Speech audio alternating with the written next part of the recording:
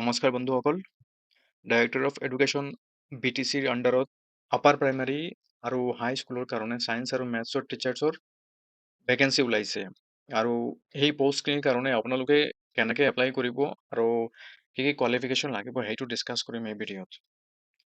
ইয়াত যিটো নটিচ ওলাইছে সেইটো হ'ল আপোনাৰ office of the director of education BTC Kokrajhar, ঠিক আছে। আৰু নটিচটো ওলাইছে আপোনাৰ 13 আগষ্টত। আৰু এইটো যিটো পষ্ট হয় সেইটোত আপোনাৰ ৱাক ইন ইণ্টাৰভিউ হ'ব আৰু পষ্টখিনি মেইনলি হ'ব আপোনাৰ ছায়েন্স আৰু মেথছৰ টিচাৰৰ কাৰণে। আৰু এই টিচাৰ্ছখিনি পষ্টিং হ'ব আপোনাৰ আপাৰ প্ৰাইমাৰী আৰু হাই স্কুলৰ কাৰণে, ঠিক আছে।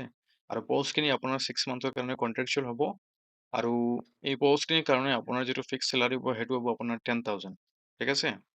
তো ইয়াত যিবিলাক পষ্ট আছে সেইবিলাকৰ কাৰণে ৱাকিং ইণ্টাৰভিউ হ'ব আৰু সেই ইণ্টাৰভিউৰ কাৰণে আপোনাৰ ডিষ্ট্ৰিক্ট ৱাইজ আপোনাৰ সেইটো এড্ৰেছটো দিয়া আছে মানে ইণ্টাৰভিউৰ ভেন্যুটো। তো ইয়াত কোকৰাঝাৰ ডিষ্ট্ৰিক্টৰ কাৰণে আপোনাৰ যিটো মানে ইণ্টাৰভিউ ভেন্যু হ'ব সেইটো হ'ল আপোনাৰ gov college of teacher education Kokrajhar আৰু ডেটটো হ'ল আপোনাৰ 18 আগষ্ট 2025, 10 AM পৰা ষ্টাৰ্ট হ'ব ইণ্টাৰভিউ। আৰু চিৰাং ডিষ্ট্ৰিক্টৰ কাৰণে হ'ব আপোনাৰ Upendranath Brahma senior secondary school Kajalgaon. এইটো যিখন স্কুল আছে এইটোত আপোনাৰ ৱাকিং ইণ্টাৰভিউ হ'ব চিৰাং ডিষ্ট্ৰিক্টৰ কাৰণে। আৰু ইয়াতো ডেট যিটো হয় সেইটো হ'ল আপোনাৰ 18 আগষ্ট 2025 আৰু 10 AM পৰা ষ্টাৰ্ট হ'ব। আৰু বাক্সা আৰু তামুলপুৰ ডিষ্ট্ৰিক্টৰ কাৰণে আপোনাৰ যিটো ভেন্যু হ'ব সেইটো হ'ব আপোনাৰ ৰামা কলেজ বা ৰামা, ঠিক আছে। তো এইটো ছেইম ডেট হয় 18 আগষ্ট 2025 আৰু 10 AM পৰা ষ্টাৰ্ট হ'ব। আৰু ওদালগুৰিৰ কাৰণে যিটো হয় সেইটো হ'ল আপোনাৰ conference hall office of the inspector of school Udalguri, ঠিক আছে। IS অফিচত যিটো কনফাৰেন্স হল হয় সেইটোত হ'ব ওদালগুৰি ডিষ্ট্ৰিক্টৰ কাৰণে। আৰু ইয়াতো ডেট আপোনাৰ হ'ব 18 আগষ্ট 2025 পৰা 10 AM পৰা ষ্টাৰ্ট হ'ব, ঠিক আছে। তো এইটো যিটো ছায়েন্স আৰু মেথছৰ কাৰণে যিটো টিচাৰ্ছ পষ্ট হয় সেইটোৰ আপোনাৰ এইটো ভেকেঞ্চি ডিটেইলছ ইয়াত দিয়া আছে। তো ইয়াত আপোনাৰ আপাৰ প্ৰাইমাৰী স্কুলছৰ কাৰণে মিডিয়াম ৱাইজ যিটো ভেকেঞ্চি হ'ল সেইটো হ'ল আপোনাৰ মেথছ আৰু ছায়েন্সৰ টিচাৰ্ছৰ যিটো ভেকেঞ্চি হয় আপাৰ প্ৰাইমাৰী স্কুলত সেইটো হ'ল আপোনাৰ কোকৰাঝাৰ ডিষ্ট্ৰিক্টত আপোনাৰ আছামিজৰ কাৰণে হ'ব 30টা ভেকেঞ্চি আৰু বড়ো মিডিয়ামৰ কাৰণে হ'ব আপোনাৰ 18টা ভেকেঞ্চি আৰু বেংগলী মিডিয়ামৰ কাৰণে হ'ব আপোনাৰ 4টা ভেকেঞ্চি আৰু হিন্দী মিডিয়ামৰ কাৰণে 3টা ভেকেঞ্চি আৰু টোটেল 55 ভেকেঞ্চি আছে কোকৰাঝাৰ ডিষ্ট্ৰিক্টত আপাৰ প্ৰাইমাৰী স্কুলৰ কাৰণে। আৰু চিৰাং ডিষ্ট্ৰিক্টত আপাৰ প্ৰাইমাৰী স্কুলৰ আপোনাৰ আছামিজ মিডিয়ামৰ কাৰণে হ'ব 20টা ভেকেঞ্চি আৰু বড়ো মিডিয়ামৰ কাৰণে 5টা আৰু ইয়াত বেংগলী নাই আৰু হিন্দী মিডিয়ামৰ কাৰণে এটা ভেকেঞ্চি হ'ব আৰু মিক্সড হ'ব আৰু 3টা। তো টোটেল আপোনাৰ চিৰাং ডিষ্ট্ৰিক্টত ভেকেঞ্চি হ'ল আপোনাৰ 29 আৰু বাক্সা ডিষ্ট্ৰিক্টত আপোনাৰ আছামিজ মিডিয়াম স্কুলত ভেকেঞ্চি হ'ল 89 আৰু বড়ো মিডিয়াম স্কুলত হ'ল আপোনাৰ 43 আৰু বেংগলী 0 হয়, হিন্দী 0 হয় আৰু মিক্সড 0 হয় আৰু টোটেল যিটো পষ্ট হয় সেইটো হ'ব আপোনাৰ 132।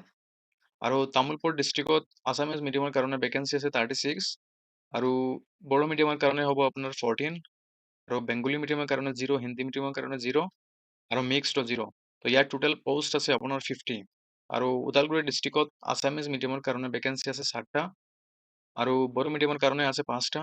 তো ইয়াত আৰু মিক্সড ভেকেঞ্চি যিটো হয় সেইটো হ'ল আপোনাৰ 6 আৰু অল টোটেল ভেকেঞ্চি যিটো আছে সেইটো হ'ল আপোনাৰ 18টা। তো total UP school upper primary স্কুলৰ কাৰণে ছায়েন্স এণ্ড মেথছৰ টিচাৰ্ছৰ যিটো ভেকেঞ্চি হয় সেইটো হ'ল আপোনাৰ 284 টোটেল ভেকেঞ্চি যিটো আছে, ঠিক আছে। তো ইয়াত হাই স্কুলৰ কাৰণে যিটো ভেকেঞ্চি হয় ছায়েন্স আৰু মেথছৰ টিচাৰৰ কাৰণে সেইটো হ'ল আপোনাৰ কোকৰাঝাৰ ডিষ্ট্ৰিক্টত আছামিজ মিডিয়ামৰ কাৰণে 19টা ভেকেঞ্চি আছে আৰু বড়ো মিডিয়ামৰ কাৰণে 13টা আৰু বেংগলী মিডিয়াম 0, হিন্দী মিডিয়াম 0 আৰু মিক্সড 0 হয়। তো ইয়াত কোকৰাঝাৰ ডিষ্ট্ৰিক্টত টোটেল যিটো ছায়েন্স আৰু মেথছৰ টিচাৰৰ কাৰণে ভেকেঞ্চি আছে সেইটো হ'ল আপোনাৰ 32 আৰু চিৰাং ডিষ্ট্ৰিক্টত আছামিজ মিডিয়ামৰ কাৰণে 25 ভেকেঞ্চি আছে আৰু বড়ো মিডিয়ামৰ কাৰণে 25 ভেকেঞ্চি আৰু বেংগলী মিডিয়ামৰ কাৰণে 3টা ভেকেঞ্চি আৰু ইয়াত টোটেল যিটো পষ্ট হয় সেইটো হ'ল 53। আৰু বাক্সাৰ তামুলপুৰ ডিষ্ট্ৰিক্টত আছামিজ মিডিয়ামৰ কাৰণে 53 আৰু বড়ো মিডিয়ামৰ কাৰণে 51টা পোষ্ট আছে আৰু ইয়াত টোটেল যিটো পোষ্ট হয় সেইটো হ'ল আপোনাৰ 104। আৰু ওদালগুৰি ডিষ্ট্ৰিক্টত 49 ভেকেঞ্চি আছে আছামিজ মিডিয়ামৰ কাৰণে আৰু বড়ো মিডিয়ামৰ কাৰণে আছে 29 ভেকেঞ্চি আৰু বেংগলী মিডিয়ামৰ কাৰণে আছে কেৱল মাত্ৰ এটা ভেকেঞ্চি। তো টোটেল যিটো ভেকেঞ্চি হয় ওদালগুৰি ডিষ্ট্ৰিক্টত সেইটো হ'ল আপোনাৰ 79 আৰু টোটেল হাই স্কুলৰ পোষ্ট যিটো আছে ছায়েন্স আৰু মেথছৰ কাৰণে সেইটো হ'ল আপোনাৰ 268. So ইয়াত যিটো all the candidates must be BSc or BA having mathematics from recognized university. তো ইয়াত চায়েন্সৰ পোষ্টৰ কাৰণে আপোনাৰ চায়েন্স আৰু এই মেথছৰ পোষ্টৰ কাৰণে আপোনাৰ BSc হ'ব লাগিব আৰু BA হ'লে হ'ব আৰু লগতে মেথমেটিক্স ছাবজেক্ট থাকিব লাগিব। আৰু ইয়াত preference will be given to the candidates within the BTC area, আৰু যিসকল কেণ্ডিডেট BTC এৰিয়াৰ হয় তেওঁলোকে প্ৰেফাৰেঞ্চ পাব, ঠিক আছে। This appointment does not confer any right to claim for regularisation future, আৰু এই পষ্টখিনি কিন্তু ফিউচাৰত ৰেগুলাৰ নহ'ব, সেইটো ক্লিয়াৰলি মেনশ্যন কৰা আছে।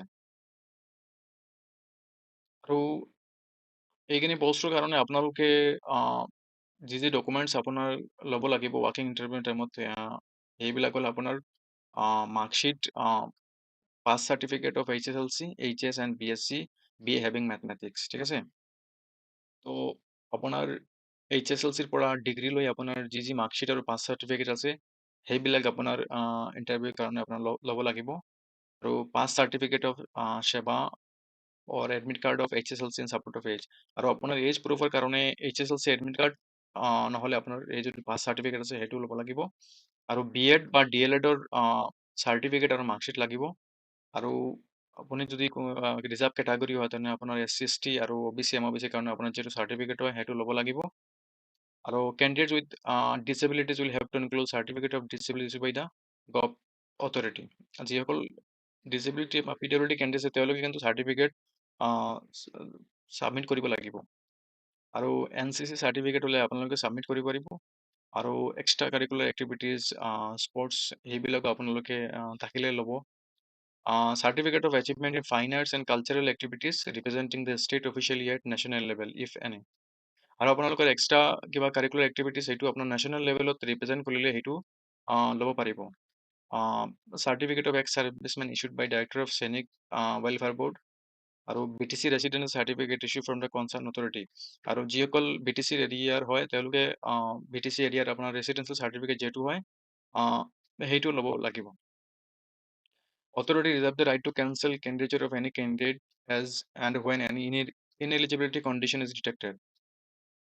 If any information declared by the candidate is found to be false at any stage, the candidate will be penalized as per prevailing laws and rules. The decision of authority as to the eligibility or otherwise of a candidate shall be final.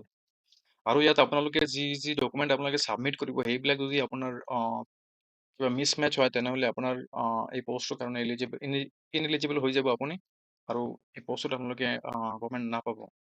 তো এইখিনি documents আপোনালোকৰ ইণ্টাৰভিউৰ কাৰণে লাগিব।